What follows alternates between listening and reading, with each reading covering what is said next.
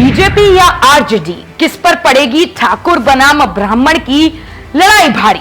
जातियों के मकर जाल में उलझे बिहार में बीजेपी और आरजेडी, किसको सियासी नफा होगा और किसको होगा नुकसान। बिहार की राजनीति और जातीय समीकरण में बहुत गहरा और पुराना रिश्ता रहा है।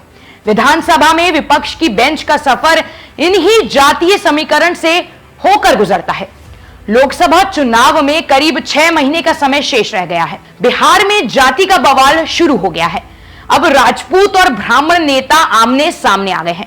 दरअसल सूबे के सत्ताधारी महागठबंधन की सबसे बड़ी पार्टी राष्ट्रीय जनता दल आरजेडी के राज्यसभा सांसद डॉक्टर मनोज झा ने संसद में महिला आरक्षण बिल पर चर्चा के दौरान एक कविता सुनाई थी, जिसका नाम था ठाकुर का कुआं।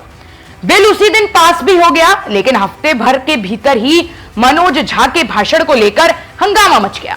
मनोज झा के खिलाफ उनकी पार्टी के विधायक चेतन आनंद ने मोर्चा खोल दिया। उन्होंने मनोज झा पर कविता के जरिए पूरे ठाकुर समाज को विलन के रूप में पेश करने का आरोप लगाया है। उनका मानना है कि ठाकुर समाज सभी को साथ लेकर चलते हैं। उन्होंने कहा कि समाजवाद में किसी एक जाति को टारगेट करना समाजवाद के नाम पर दोगलापना है। चेतन आनंद ने इस मुद्दे को लालू यादव के सामने उठाने की भी बात कही तो उनके पिता उनके साथ नजर आ रहे हैं। आनंद मोहन ने कहा कि बहस जब महिला आरक्षण पर चल रही थी तो फिर बीच में ठाकुर को क्यों लाया गया। उन्होंने कहा कि अगर मैं राज्यसभा में होता तो जीभ खींचकर सभापति के पास आसन में उछाल देता।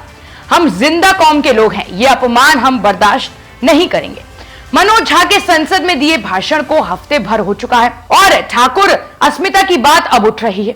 अब यह सवाल उठाया जा रहा है कि अगर मनोज झा ने संसद में कविता सुनाकर ठाकुर समाज को टारगेट किया था, तो उनका अपमान किया था, तो चेतन आनंद को ये हफ्ते भर बाद क्यों समझ आया।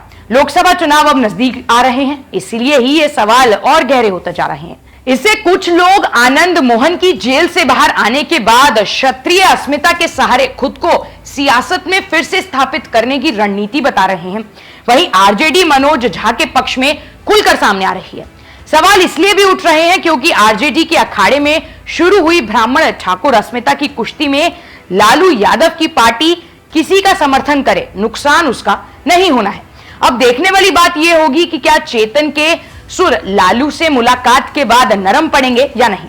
आपकी इस खबर पर क्या राय है, हमें कमेंट बॉक्स में जरूर बताएं और ऐसी खबरें देखने के लिए हमारे चैनल को सब्सक्राइब भी करें।